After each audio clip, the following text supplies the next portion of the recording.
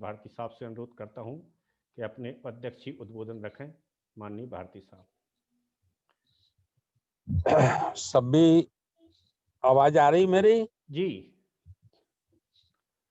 सभी संत गुरुओं के चरणों में नमन करते हुए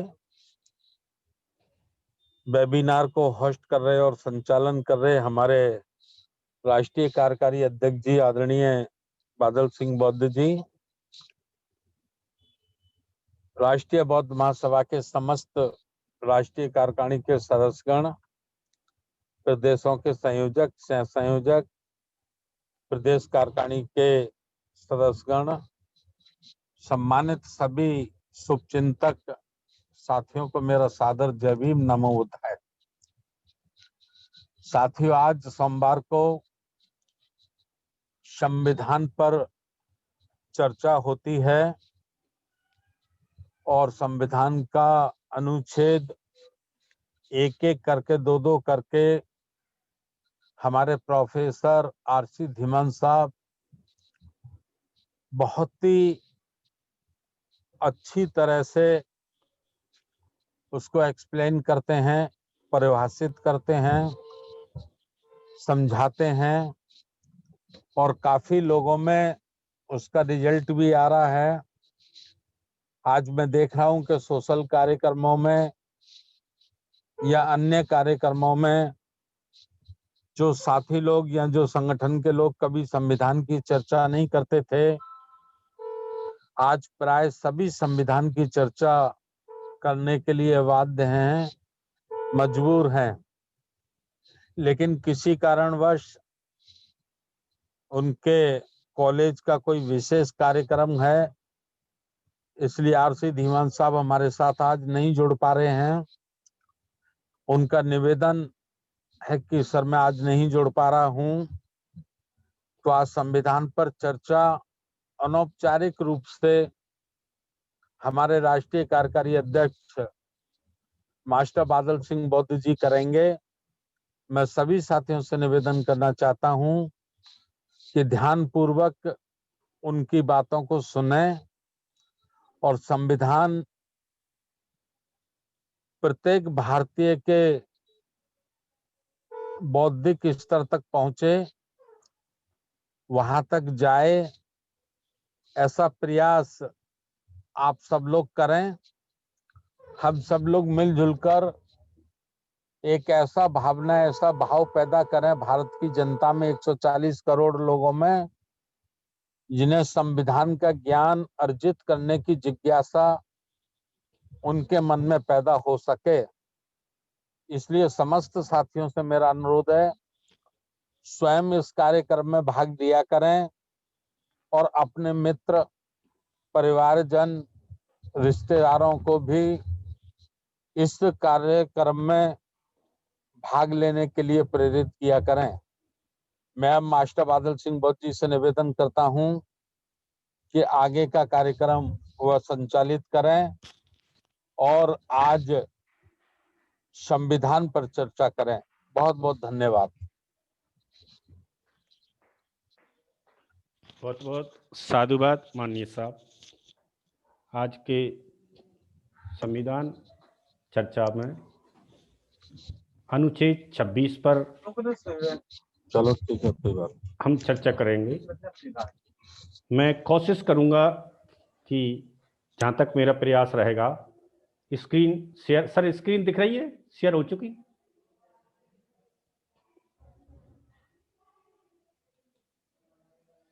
सर स्क्रीन दिख रही है? आप स्क्रीन दिख रही है? स्क्रीन शेयर की है मैंने, दिख रही है? मैंने तो 200 का नोट दो, 200 का नोट, 200 का दोगे, 100 का दोगे? तो 200 पहले 200 में जाना चाहिए।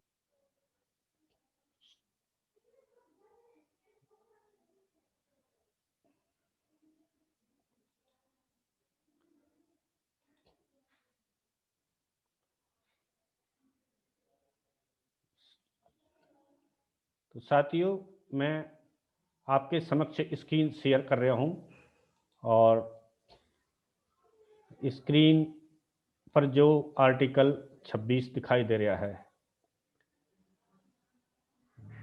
मेरा आपसे अनुरोध है, आपका माइक अनम्यूट करके बताइए आवाज आ रही है या नहीं। सब आवाज आ रही है? आप मुझे ऐसा डन करके बता दीजिए आवाज आ रही है तो। आ रही है? आपका माइक अनम्यूट कर लीजिए सर। मैं कर लेता हूँ। जी, आवाज आ रही है सर? हाँ, आपकी आवाज आ रही है, बहुत अच्छी आ रही है। और स्क्रीन दिख रही है? अनुच्छेद 26 धार्मिक कार्यों के प्रबंधन की स्वतंत्रता। जी सर, मैं कोशिश करता हूं व्यक्ति बताने को की। अपने धर्म के लिए जी संस्थाओं की स्थापना और पोषण का, अपने धर्म विषय के कार्यों का प्रबंधन करने का, जंगम और स्थावर संपत्ति के अर्जन और स्वामित्व का, ऐसी संपत्ति का विधि के अनुसार प्रशासन करने का अधिकार होगा। जी, स्क्रीन शेयर हो चुकी यही है। लिखा है ना? जी जी जी सर। ठीक है, साथियों, आ जी जाओ। जी साथियों, तो शास्त्री का सामान है जी, और धार्मिक ऐसा कार्यों एक पैसे के में प्रबंध की स्वतंत्रता, इसमें 3 शब्द जुड़े हुए हैं। मुझे नहीं मालूम, मुझसे ले गया धार्मिक कार्यों, हाँ, तो सामान लेके आए और क्या? मैं तो 220 बताना। केला और धार्मिक कार्यों के प्रबंध की स्वतंत्रता। व्यक्ति को अपने धर्म के लिए संस्थाओं की स्थापना और पोषण का, अपने धर्म विषयक कार्यों का प्रबंध करने का, जंगम और स्थावर संपत्ति के अर्जन और स्वामित्व का, ऐसी संपत्ति का विधि के अनुसार प्रशासन करने का अधिकार होगा। ये आर्टिकल 26 है। इसमें धार्मिक कार्यों, अब धार्मिक कार्य कौन कौन से हैं? प्रबंध यानी मैनेजमेंट से संबंधित है और इसकी स्वतंत्रता आर्टिकल 26 में दी गई है। ये जो हमारे अधिकार हैं, उन अधिकारों के तहत जो आर्टिकल 25, 26, 27 और 28 मूल अधिकारों में इसको रखा गया है। अनुच्छेद 26 के अनुसार प्रत्येक धार्मिक संप्रदाय या उसके किसी अनुविभाग को निम्नलिखित अधिकार प्राप्त होंगे।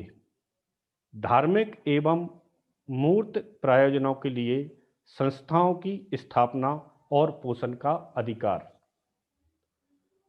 अपने धर्म विषयक कार्यों का प्रबंध करने का अधिकार, जंगम और स्थावर संपत्ति के अर्जन और स्वामित्व करने का अधिकार, ऐसी संपत्ति का विधि के अनुसार प्रशासन करने का अधिकार। ये हमारे लिए 4 प्रकार के अधिकार आर्टिकल 26 में हैं। अनुच्छेद 25 जहां व्यक्तिगत अधिकारों की गारंटी देता है, वहीं अनुच्छेद 26 धार्मिक संप्रदाय या उसके अनुभागों को अधिकार प्रदान करता है। आर्टिकल 25 में व्यक्तियों को धार्मिक स्वतंत्रता का अधिकार था। आर्टिकल 26 में संस्था और संस्थाओं के अनुभाग को प्रबंधन के लिए अधिकार दिया गया है। दूसरे शब्दों में अनुच्छेद 26 सामूहिक धार्मिक रूप से अधिकारों की रक्षा करता है। अनुच्छेद 25 की तरह ही अनुच्छेद 26 भी सार्वजनिक व्यवस्था, नैतिकता एवं स्वास्थ्य संबंधी अधिकार देता है, लेकिन मूल अधिकारों से संबंधित अन्य प्रावधानों में नहीं। उच्चतम न्यायालय ने व्यवस्था दी है कि धार्मिक संप्रदायों को 3 शर्तें पूरी करना चाहिए। यह व्यक्तियों का समूह होना चाहिए।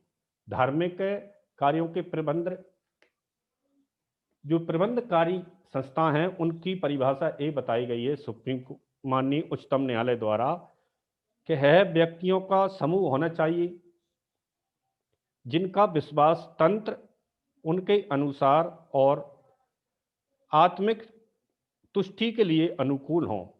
इनका एक सामान्य संगठन होना चाहिए।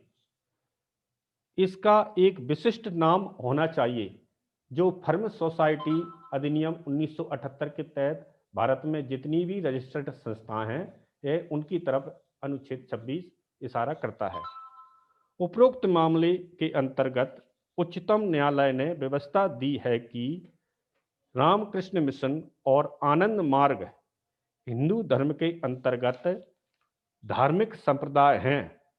उच्चतम न्यायालय ने यह भी कहा है कि अरबिंदो सोसाइटी धार्मिक संप्रदाय नहीं है, इसके साथ सोसाइटी जुड़ा है।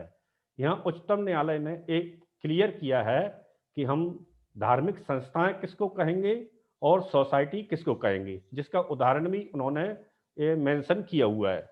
अरबिंदो सोसाइटी जो है जीरो इन्वेस्टिगेशन, जो अधिकतर एजुकेशन के लिए और टेलीपैथी के लिए काम करती है, उसका उदाहरण रखा है कि इस प्रकार अरबिंदो सोसाइटी और अरबिंदो सोसाइटी जैसे अन्य कार्य करने वाली संस्थाओं को फर्म सोसाइटी कहा गया है।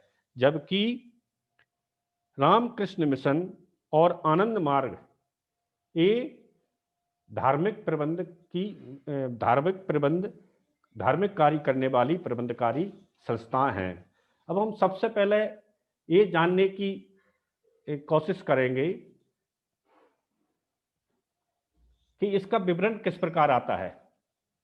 इसका विवरण क्या है? जो आर्टिकल 26 है, लोक व्यवस्था, सदाचार और स्वराज्य के अधीन रहते हुए प्रत्येक धार्मिक संप्रदाय या उसके किसी अनुविभाग को धार्मिक और पूर्त प्रयोजनों के लिए संस्थाओं की स्थापना और पोषण। हम पहले इसका बिंदु पर चर्चा करते हैं। तो पहले हम चर्चा करते हैं तो हम इसको ऊपर से ही समझने की कोशिश करते हैं। तो इसमें जो पहले स्लाइड में जो सबसे ऊपर दिया गया है धार्मिक कार्यों के प्रबंध, तो हम पहले ये समझेंगे कि धार्मिक कार्य क्या है, धार्मिकता क्या है और धार्मिक कार्य क्या है। इनको समझने के लिए हमें इस विषय को जब तक हम नहीं समझेंगे, जब तक आगे के ये आर्टिकल समझ में नहीं आएगा। धार्मिक कार्यों के लिए प्रबंध की स्वतंत्रता, सदाचार, लोक व्यवस्था व लोक स्वास्थ्य को ध्यान में रखते हुए अनुच्छेद 26 भारतीय संविधान के अंतर्गत किसी भी धार्मिक समुदाय को अथवा किसी भी प्रकार के संप्रदाय को किसी भी प्रकार के वैधानिक रूप से धार्मिक संस्थाओं की स्थापना करने व उनका गठन करने या चलाने या फिर उनका प्रबंध करने की स्वतंत्रता देता है। ये धार्मिकता है। इसके अंतर्गत मसीही सेवकाई में इस अनुच्छेद का महत्व समझाया गया है। इसके अनुसार प्रत्येक धार्मिक संप्रदाय व उसके अनुविभाग को धार्मिक कार्यों की स्थापना करने और उनका पोषण व प्रबंध करने की स्वतंत्रता है। किसी भी प्रकार की चल अचल संपत्ति की प्रबंध व प्रशासन का अधिकार भी देता है।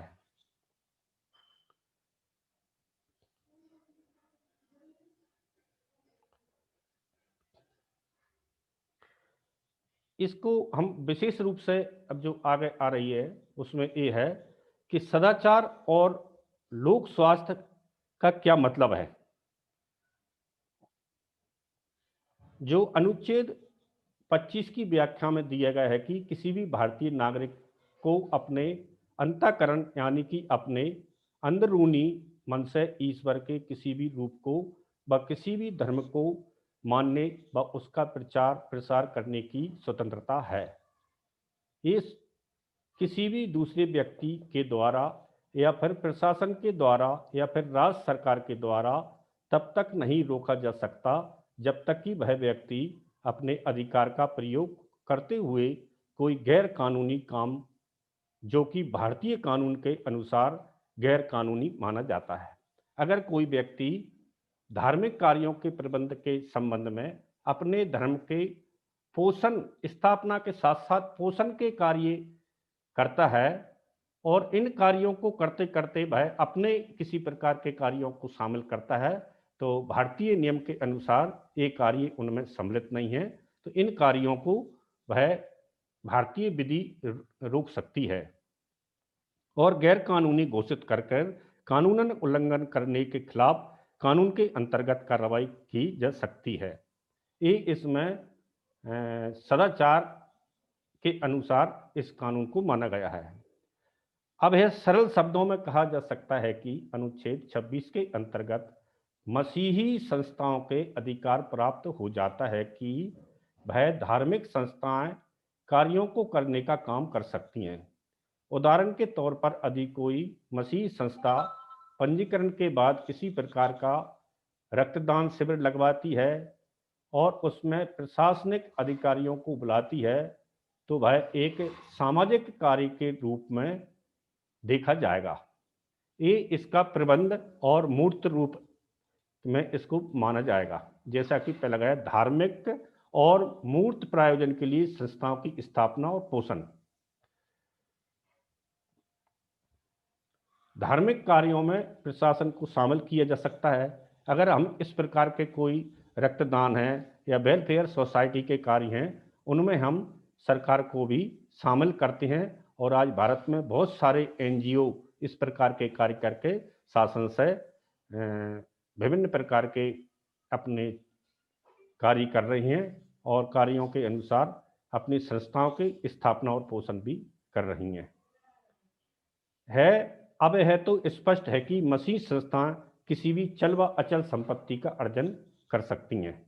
अगर फर्म सोसाइटी हैं तो वे अब देश में अपनी चल अचल संपत्तियों को भी रख सकती हैं। जंगम और स्थावर संपत्ति के अर्जन को स्वामित्व कर सकती हैं।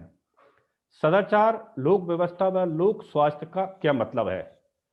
सदाचार, लोक व्यवस्था व लोक स्वास्थ्य का साधारण तौर पर और वैधानिक तौर पर अर्थ देखा जाए तो बड़ी आसानी से समझा जा सकता है कि यदि कोई भी संप्रदाय किसी ऐसी संस्था का गठन करता है जो कि सदाचार का पालन नहीं करते, लोगों के स्वास्थ्य को किसी भी प्रकार से बुरी तरह से प्रभावित करता है और यदि किसी भी प्रकार से वह संस्था या संगठन धर्म के नाम पर लोगों के साथ बुरा व्यवहार करता है, व किसी भी प्रकार से वह संगठन धर्म के नाम पर गैर कानूनी कार्य करता है, संगठन और सांप्रदायिक धार्मिक संस्था गैर संवैधानिक मानी जाएंगी। इसमें लोक सदाचार के विरुद्ध अगर ये धार्मिक संस्थाएं कार्य करती हैं तो ये गैर संवैधानिक घोषित की जाएंगी। लेकिन दुर्भाग्यवश भारत में भी काफ़ी ऐसी संस्थाएं हैं जो धर्म के नाम पर गैर कानूनी कार्य करती हैं, जिसे आप भी जानते हैं और भारत के लोग आज इसको देख भी रहे हैं। इसका सीधा सीधा संबंध माइनॉरिटी की जो संस्थाएं हैं जिन्हें हम धार्मिक अल्पसंख्यक के रूप में जानते हैं, सिख, ईसाई, जैन, बौद्ध, पारसी, ये कहने को तो माइनॉरिटीज हैं, लेकिन इनके सिद्धांत और प्रिंसिपल अलग अलग होने के कारण, ये इनके एक रूप न बनने के कारण ये कभी एकत्रित नहीं हो पाते। इसलिए इनके विरुद्ध किसी भी प्रकार के षड्यंत्र रचकर इनको संविधान में कहीं ऐसी परिभाषा ही नहीं है कि इनको गैर संवैधानिक माना जाए, इनको कानूनी कार्रवाई इनके ऊपर कर दी जाती है। सबसे पहले है जानना जरूरी है कि भारत एक धर्मनिरपेक्ष देश है।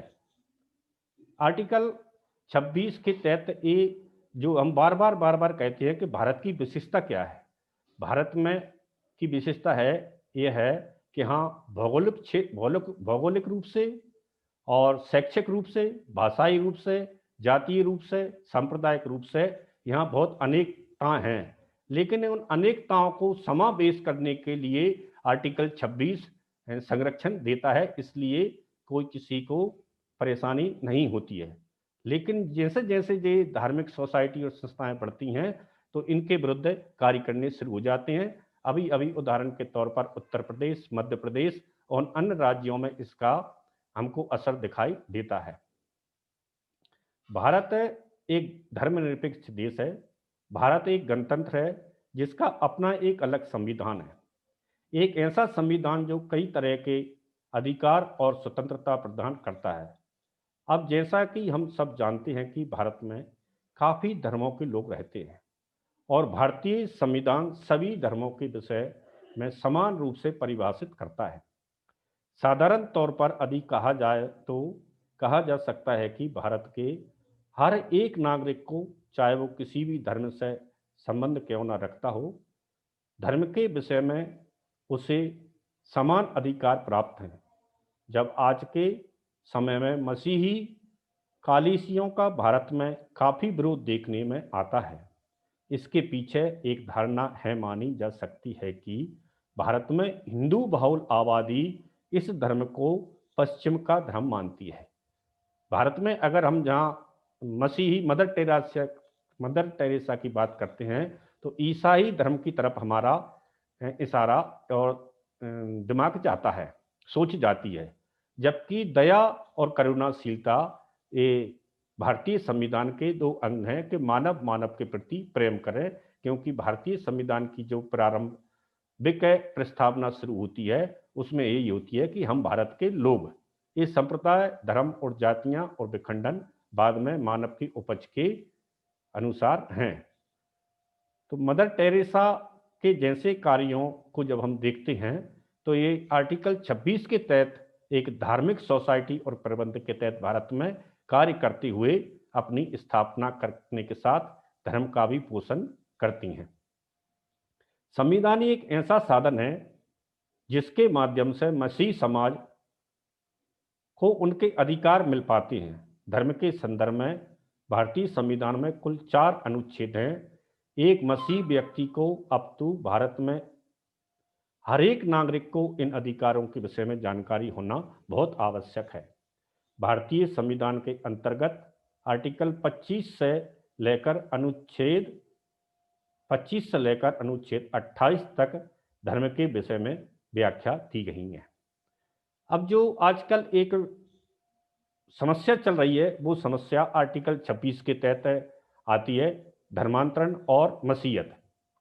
जैसा कि आरोप लगाया जाता है कि मसीह सेवकों अथवा मिशनरियों के द्वारा धर्मांतरण कराया जाता है और इसी प्रकार की जो और भी संख्याएं हैं भारत में बहुत तेजी से अपनी विचारधारा को बढ़ा रही हैं। यह विचारधाराएं किन्हीं कारणों से जमी दोष हो गई थी या प्रतिक्रांति के कारण इनको खत्म कर दिया गया था।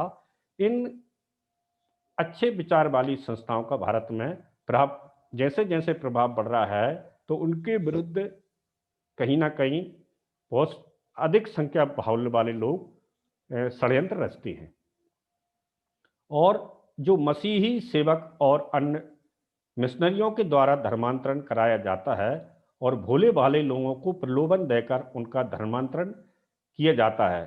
अब यह जान लेना अत्यंत आवश्यक है कि जिन राज्यों में धर्मांतरण विरोधी कानून हैं वहाँ तो उसी कानून के अंतर्गत कार्रवाई की जाती है और जहाँ धर्मांतरण कानून नहीं है वहाँ उन राज्यों में भारतीय दंड संहिता की धारा 295, 295 ए, 296, 297 व 298 का ही इस्तेमाल मसीही लोगों व मिशनरियों के खिलाफ किया जाता है, जो कि सभी धाराएं धर्मांतरण के विषय में बिल्कुल भी परिभाषित नहीं है। संविधान में 295, 296, 297 व 298 इनके नियम को लेकर मिशनरी और सेमिनरी एजुकेशन या सेमिनरी वर्क जो लोग करते हैं उनके विरुद्ध ये कार्य करते हैं, जबकि संविधान में इसकी बिल्कुल भी परिभाषा नहीं बताई गई है कि इसके विरुद्ध इस के धाराओं को लेकर, इन धाराओं को आगे रखकर इन लोगों पर कोई कार्रवाई की जाए। इस्तेमाल मसीह मिशनरियों के खिलाफ है। इन धाराओं का इस्तेमाल मसीह मिशनरियों के खिलाफ किया जाता है और झूठा मुकदमा बना दिया जाता है। अब मसीही समाज आत्मिक तौर पर जानता है कि मसीहत एक धर्म नहीं बल्कि एक विश्वास है और किसी के विश्वास की स्थिति को धर्मांतरण कैसे कहा जा सकता है। अब यह भी जान लेना आवश्यक है कि भौतिक रूप में या फिर कहा जाए तो सांसारिक व कानूनी रूप में धर्मांतरण किस स्थिति को मान लिया जाता है? तो जवाब में कहा जा सकता है कि जब किसी अन्य धर्म के व्यक्ति के द्वारा उसके अपने विश्वास के आधार पर वह बपतिस्मा लेता है, तो वह स्थिति उसकी कानूनन रूप से धर्म बदलने की स्थिति मानी जाती है। अब जैसा कि बताया गया है कि भारत में काफ़ी ऐसे राज्य हैं जहां धर्मांतरण विरोधी कानून नहीं है, तो वहां ऊपर लिखित धाराओं का मसीह लोगों के खिलाफ इस्तेमाल किया जाता है, जबकि वो धाराएं उन राज्यों में नहीं होती हैं, जो कि बिल्कुल भी धर्मांतरण के संदर्भ में परिभाषित नहीं है। मोटे तौर पर उक्त धाराएं 295 से लेकर 298 तक सभी धार्मिक भावनाओं से संबंधित है। आमतौर पर देखा गया है कि मसीह सेवकों के द्वारा बपतिस्मे के संस्कार को एक आत्मिक संस्कार के रूप में माना जाता है। लिहाजा अब इस संस्कार के बाद लोगों को सर्टिफिकेट तक भी दे देते हैं और इस बात का उनके पास कोई प्रमाण नहीं होता है कि बपतिस्मा लेने वाले व्यक्ति ने अपनी मर्जी से बिना किसी दबाव या प्रलोभन के बपतिस्मा लिया है।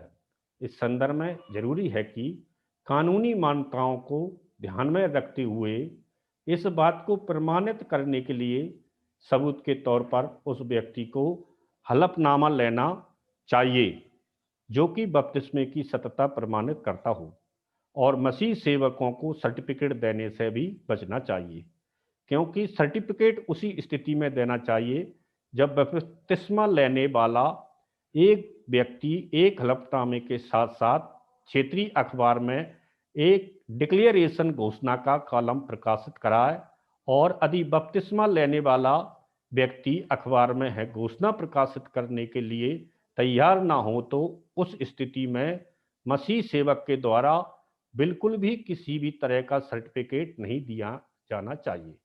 बपतिस्मा देने से पहले उस व्यक्ति को जांचना और परखना भी आज के दौर में जरूरी पहलू माना जा सकता है। तो साथियों, ये आर्टिकल 26 के तहत जो धार्मिक संस्थाएं अपना स्थापना और पालन पोषण के लिए जो कार्य करती हैं, आर्टिकल 26 में बपतिस्मा और ईसाईयत को एक आगे रखकर एक सारा आधार बनाकर इसी प्रकार के जो कन्वर्सन होते हैं, वह जो लोग कन्वर्सन कराना चाहते हैं, इसके उन्होंने जो उल्लेख आर्टिकल 26 के तहत आता है कि वह अगर किसी प्रकार का कन्वर्स एक धर्म से दूसरे धर्म में लोग कराते हैं, तो इसका कई बार राज्य शासनों ने और भारत सरकार ने इसका उल्लेख जारी किया है कि सबसे पहले वह व्यक्ति उस धर्म का सर्टिफिकेट लेगा, उस धर्म के सर्टिफिकेट लेने के बाद स्थानीय और एक राज्य के पेपर में इसका डिक्लेरेशन प्रिंट करवाएगा, और उस प्रिंट के बाद एक हलफनामा है, हलफनामा अपने जिले के कलेक्टर को करेगा, उसके आधार पर इसको सर्टिफिकेट देने का कन्वर्सन का नियम है। तो अगर ये इस प्रकार के कार्य होती हैं तो ये कानूनन इस आर्टिकल 26 के तहत लोक व्यवस्था के तहत सदाचार और स्वतंत्र के अधीन रहते हुए प्रत्येक धार्मिक संप्रदाय उसके अनुविभाग माने इसके इसी प्रकार की जो और संस्था हैं उनकी यह संरक्षण देता है। भौतिक व कानून की नज़र में इस प्रकार के कार्य विश्वास एक आध्यात्मिक अनुभव नहीं माना जा सकता। गैर मसीही लोग जब तक मसीहत को आत्मिक नहीं मान सकते तब तक कि उनके लिए परमेश्वर की है योजना ना हो। उस विवेक के द्वारा ही एक इंसान उस बात को आत्मिक रीति से समझ सकता है, और गलती सिर्फ यह होती है कि जब मसीह सेवकों के द्वारा कानूनी दायरे को और भौतिक संसार को भी आत्मिक रूप से देखा जाता है कि जो कानूनी नजरिए से आध्यात्मिकता को साबित करना असंभव है। भारतीय संविधान के अनुच्छेद 25 से लेकर 28 तक धार्मिक अधिकारों से वंचित अधिकारों से संबंधित स्वतंत्रता को परिभाषित करता है, लेकिन राज्य को भी है अधिकार दिया गया है कि वह किसी भी तरह का कानून बना सकता है। कानून को कानून के नजरिए से ही देखा जाना चाहिए, जिसके कानूनी दायरे में रहकर कानूनी तौर पर भी सेवा कर सके। ये आर्टिकल 26 से संबंधित एक संक्षिप्त और सटीक छोटी जानकारी ये सब क्लोज का खा गा के तहत आती हैं, जो मैंने आपके सामने प्रस्तुत की हैं। यही ये है कि व्यक्ति को अपने धर्म के लिए संस्थाओं की स्थापना, जो व्यक्ति हैं और व्यक्तियों का एक समूह बनता है, समूह के आधार पर धर्म फर्म सोसाइटी के अनुसार फर्म इसका एक संगठन होता है, संगठन का एक नाम होता है, उसकी एक बायलॉज बनती है और बायलॉज के आधार पर इसका एक रजिस्ट्रेशन होता है और प्रबंध के जो इसमें प्रबंध की स्वतंत्रता है। इस नियम के तहत प्रबंध के तहत वह अपनी फर्म सोसाइटियों को भारत में प्रतिस्थापित करते हैं और प्रबंध कार्यों को करने के लिए एक बड़े स्तर से लेकर छोटे स्तर से लेकर बड़े स्तर तक कार्य करते हैं और इसमें बड़ी बड़ी संपत्तियों का अर्जन करने का भी इसमें अधिकार भारतीय संविधान देता है और आप फर्म सोसाइटी के तहत ये कार्य करते हैं। तो संपत्ति स्वामित्व ऐसी संपत्ति विधि के अनुसार प्रशासन करने का अधिकार जो फर्म सोसाइटी हैं ये सेमी गवर्नमेंट कहलाती हैं और आर्टिकल 26 के तहत इनको स्वतंत्रता दी गई है। तो सभी साथियों के समक्ष मैंने आर्टिकल 26 से संबंधित छोटी जानकारी रखी है। अब मैं माननीय अध्यक्ष महोदय धर्मप्रकाश भारती साहब से अनुरोध करता हूं कि आगे की अपनी कार्रवाई ऐसे संबंध में रखेंगे। माननीय भारती साहब।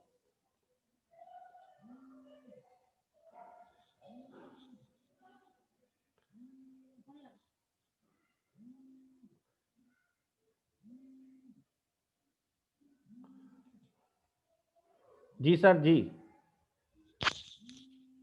माइक खोल लें सर, अपना माइक खोल लें सर, अपना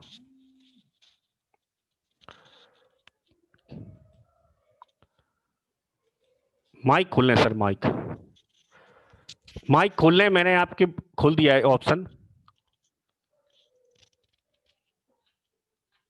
खोल दिया जी, खोल दिया माइक मैंने सर आपका।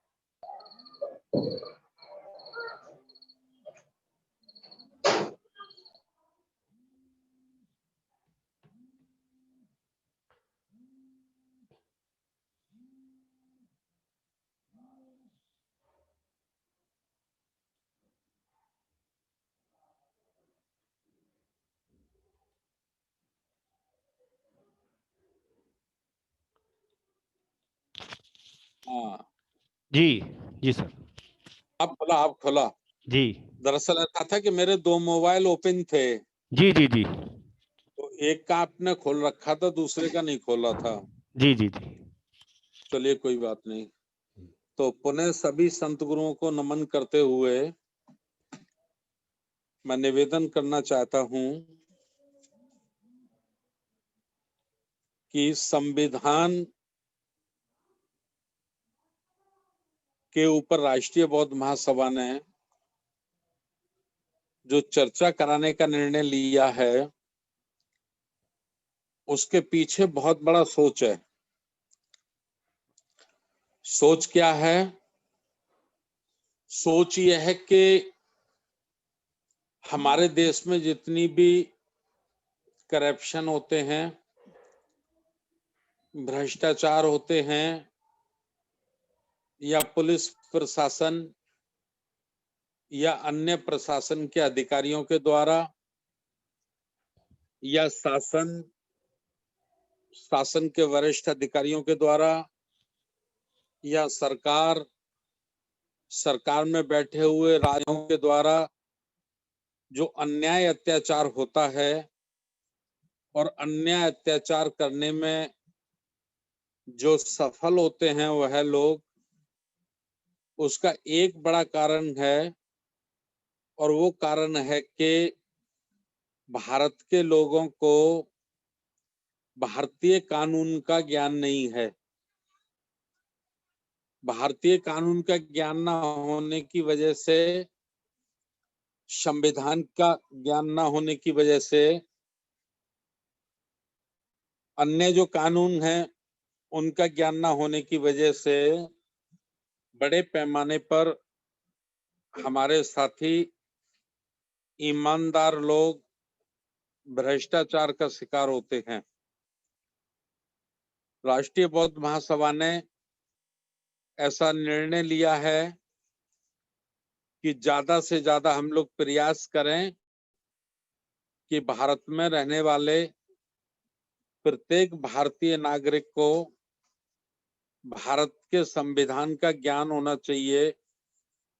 यदि उसको भारतीय संविधान का ज्ञान होगा तो प्रशासन, शासन और सरकार में बैठे हुए नुमाइंदे उनका शोषण नहीं कर पाएंगे।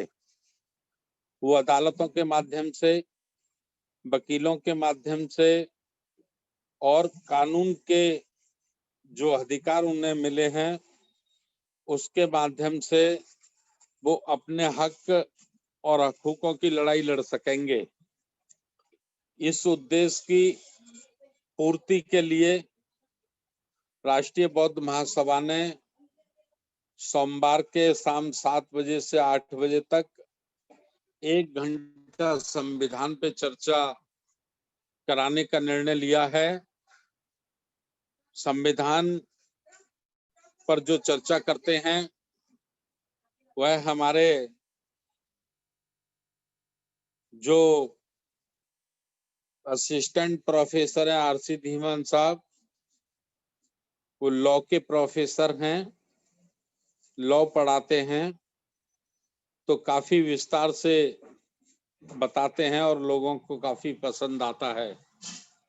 लेकिन आज वो किसी कारणवश अपने कॉलेज के काम से बिजी थे, तो उनकी जगह हमारे राष्ट्रीय कार्यकारी अध्यक्ष माननीय बादल सिंह बौद्ध जी ने बहुत ही सुंदर शब्दों में, बहुत ही अच्छी तरह से एक्सप्लेन किया है संविधान का अनुच्छेद 26। काफी विस्तार से उन्होंने आप लोगों के बीच में बात रखी है और धार्मिक रूप से भारत के सिख, बौद्ध, पारसी, ईसाई उनको क्या अधिकार प्राप्त हैं उसका उन्होंने चर्चा की है। और सबसे बड़ी खुशी की बात है कि संविधान के दायरे में रहकर संविधान और कानून जो हक अधिकार देता है उसी के दायरे में रहकर उन्होंने अपनी बात को पूरे देशवासियों के बीच में रखा है। संविधान हमें, भारत के प्रत्येक नागरिक को भारत के अंदर अपनी स्वतंत्रता प्रदान करता है और वह स्वतंत्रता है कि आप जिस मजहब, धर्म, पंथ में विश्वास रखते हैं उसमें आप अपनी स्वतंत्रता के आधार पर उसको अंगीकार कर सकते हैं। लेकिन कुछ लोग जो धर्म के नाम पर धंधा करते हैं या धर्म के नाम पर शोषण करते हैं या धर्म के नाम पर मानवता और मनुष्यता को कलंकित करते हैं, ऐसे लोग अच्छी विचारधारा को, अच्छे प्रचार को रोकने के लिए उन पर अनेक प्रकार के फर्जी मुकदमे लगाकर फर्जी रूप से उनका शोषण करते हैं। संविधान का ज्ञान भारत के प्रत्येक नागरिक को होना चाहिए। उसके लिए राष्ट्रीय बौद्ध महासभा ये प्रयास कर रही है। मैं अब केवल इतना ही अनुरोध करना चाहता हूं अपने खास जिम्मेवार साथियों से कि जूम वेबिनार के माध्यम से जो चर्चाएं पूरे देश में चलाई जा रही हैं उसका बहुत बड़ा असर पूरे देश में देखने को नजर आ रहा है। कई धारावाहिक, कई सामाजिक संगठनों की कार्रवाई मैंने देखी है जो कभी संविधान की बात नहीं करते थे, वो कम से कम आज संविधान की बात करने लगे हैं। और बहुत जल्दी मैं विश्वास के साथ कह सकता हूं कि वो संविधान की बात ही नहीं करेंगे बल्कि संविधान के अनुच्छेद का उल्लेख करते हुए संविधान की धाराओं को लोगों को बताते हुए करते हुए भारत के नागरिक नजर आएंगे। ये बहुत जल्दी होने वाला है। तो आज चूंकि हमारे आरसी धीमान जी नहीं है, माननीय बादल सिंह बौद्ध जी ने अनुच्छेद 26 के बारे में आपको बताया है। अब हम मिलेंगे बुधवार को सुबह 7 बजे और बुधवार को पुणे। देखिए मैं फिर आपको बता दूं, संविधान हमारा राष्ट्रीय ग्रंथ है, बुद्ध और उनका धम्म हमारा अंतरराष्ट्रीय ग्रंथ है। ये बात हमें अपने दिमाग में बैठा लेनी चाहिए कि जब हम पूरी दुनिया की बात करेंगे, पूरे संसार की बात करेंगे, तो तथागत गौतम बुद्ध की शिक्षाएं, उनके आदर्श, उनकी नैतिकता संपूर्ण संसार को एक सूत्र में प्रोहित करने, संपूर्ण संसार के मानवों को सुख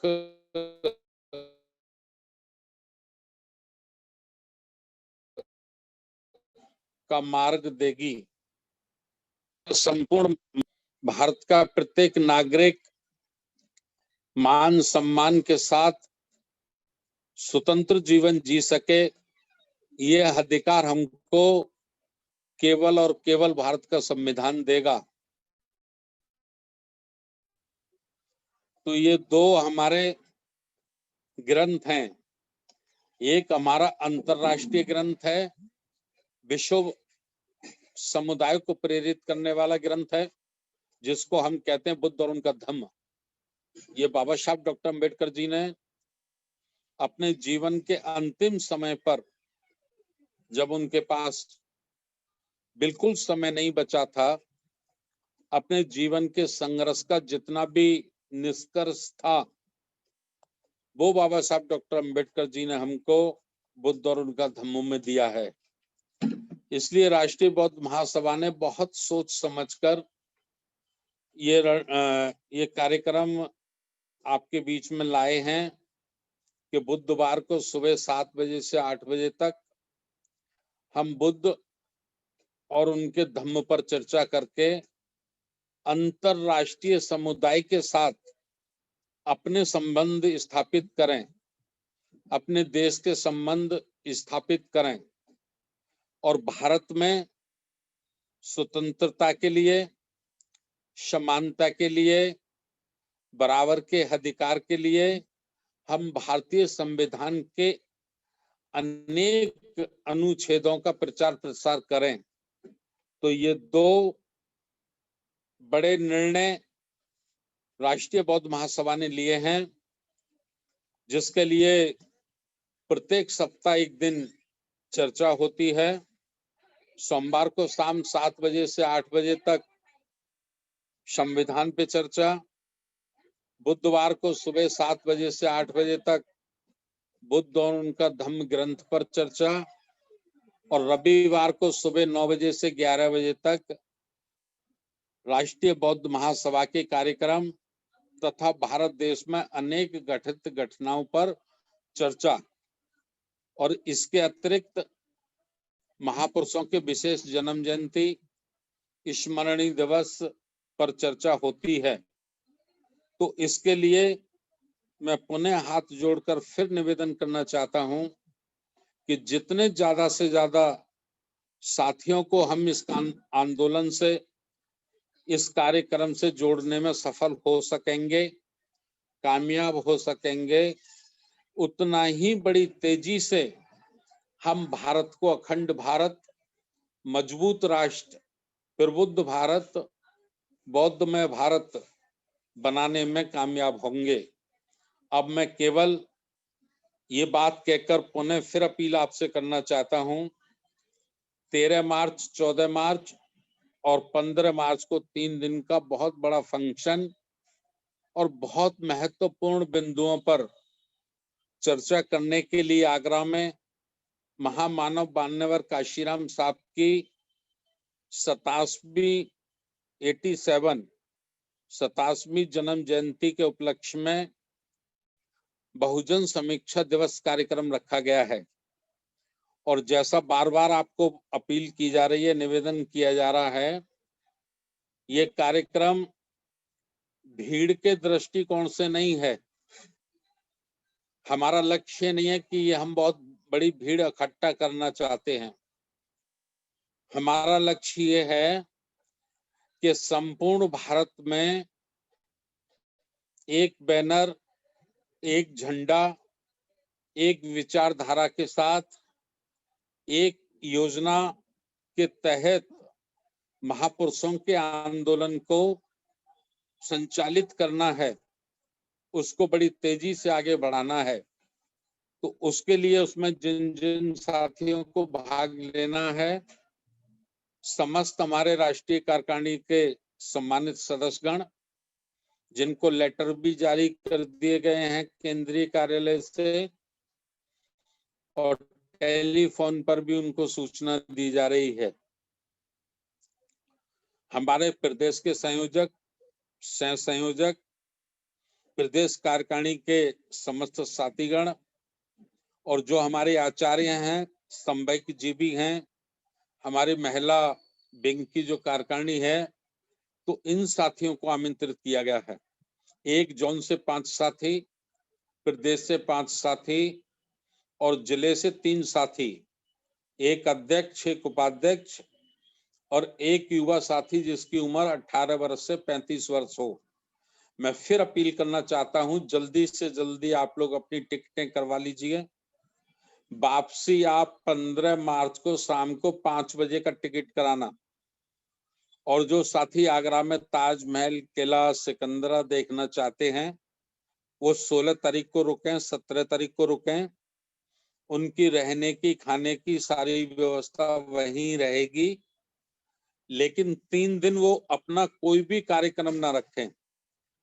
13 मार्च, 14 मार्च और 15 मार्च को इनको बिल्कुल भी बाहर निकलने की अनुमति नहीं होगी। उन्हें एक मन होकर कार्यक्रम के बीच में ही बैठना होगा। और इस कार्यक्रम के सहयोग हेतु प्रत्येक व्यक्ति को 1000 रुपए का सहयोग भी करना है। तो ये मैंने विशेष रूप से आपसे निवेदन किया है। किसान आंदोलन पे हमारी कल चर्चा हुई थी। किसान आंदोलन को मजबूत बनाने के लिए, उसे ताकत देने के लिए आप स्वतंत्र रूप से उनका धन से, खाद्य सामग्री से, तन से सहयोग कर सकते हैं। और 15 फरवरी को आप लोग अपने अपने जिलों में एक दिन का धरना प्रदर्शन करके किसान आंदोलन का समर्थन कर सकते हैं। और अभी से आप लोग फेसबुक के माध्यम से, व्हाट्सएप के माध्यम से और अपने अपने पेपरों में, न्यूज में देकर और जितने भी टीवी चैनल छोटे बड़े हैं उनमें अपना बयान देकर, इंटरव्यू देकर आप किसान आंदोलन को समर्थन करें, उसको सहयोग करें। ये विशेष बातें मैंने आप लोगों के बीच में आज रखी हैं। और अब मैं यहीं अपनी वाणी को विराम देता हूं और अपने कार्यकारी अध्यक्ष बादल सिंह बौद्ध जी से अनुरोध करता हूं कि सभ्य सत्ता के माध्यम से वो आज के कार्यक्रम को समापन करें। और बुधवार को 7 बजे पुनः बुद्ध और उनका धम्म ग्रंथ का वाचन शुरू होगा। उसकी घोषणा मास्टर बादल सिंह बौद्ध जी करेंगे कि हमारे कौन से सम्मानित उपासक बुद्ध को उसका पुनः वाचन शुरू किया जाएगा। तो उसके लिए भी आप लोग ज्यादा से ज्यादा लोगों को जोड़ें। पुनः फिर एक बार अपील, अंतरराष्ट्रीय ग्रंथ बुद्ध और उनका धम्म और भारत का राष्ट्रीय ग्रंथ भारत का संविधान, इसके अतिरिक्त हमें कुछ भी पसंद नहीं है। इसके अतिरिक्त हम किसी दूसरी चीज को मानने के लिए तैयार नहीं हैं। ये भारत के प्रत्येक नागरिक का संकल्प हो, प्रत्येक भारतवासी का संकल्प हो। ऐसी अपील के साथ, ऐसे निवेदन के साथ मैं अपनी वाणी को यहीं विराम देता हूं। बहुत बहुत धन्यवाद। सभी को नमो बुद्धाय। जय भीम। बहुत बहुत साधुवाद माननीय साहब ने जैसे कि संकेत दिया है साथियों कि बुधवार से बुद्ध एंड धम्म का पुनः वाचन प्रारंभ किया जाएगा। तो मेरा प्रस्ताव है इस सबके सामने आप सभी साथियों के साथ कि ये बुद्ध एंड धम्मा का वाचन प्रारंभ है। तो पहली बार मैं वाचन करने के लिए हमारे सम्यक जीवी आजाद बौद्ध जी का नामांकन की घोषणा करता हूं। इसका प्रारंभ आजाद बौद्ध जी करेंगे और क्रमशः हम सभी साथियों के नाम लेते जाएंगे। जो नाम हमको देंगे हम उनके नाम को सीरियल बाय मौका देते जाएंगे। सभी साथी मुझे फोन से बताते जाएं, मैं उनको तैयारी के आधार पर उनकी स्क्रीनिंग टेस्ट करके उनकी आवाज देखकर उनके शब्दों के बीच में बोलने में कितना गैप आता है, किस प्रकार से प्रेजेंटेशन आता है, उसके आधार पर चेक करने के आधार पर हम रखेंगे। तो मैं सभी साथियों के माइक खोलने की अनुमति देता हूं। आप सभी अपने माइक खोल लें और धम्म पालन गाथा हम सभ्य सत्ता से आज के कार्यक्रम को समाप्त करेंगे। सभी साथियों से अनुरोध है कि अपने माइक को खोल सकते हैं।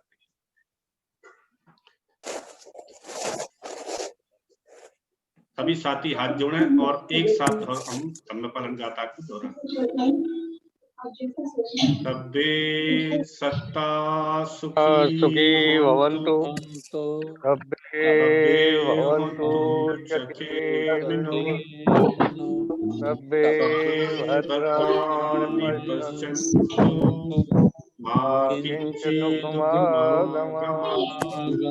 सब्बे सत्ता सुखी भवन्तु, सब्बे भवन्तु सुखिनो, सब्बे भद्राणि पश्यन्तु मा किञ्चित् दुःखमागमः।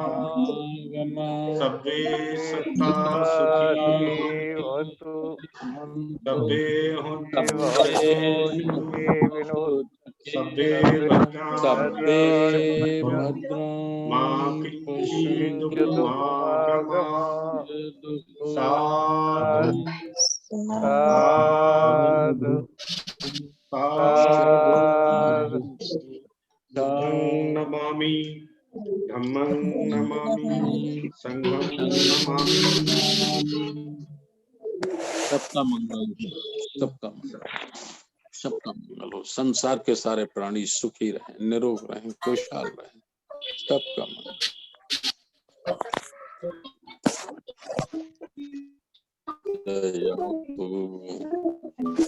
स्क्रीन सभी साथियों के सामने शेयर कर दी गई है आज के पोल्स की। जिन साथियों ने आज वोट डाले हैं वो इस प्रकार से आपके सामने प्रस्तुत किए हैं और आज के वेबिनार के समापन की घोषणा की जाती है। सभी साथियों को सादर जय भीम।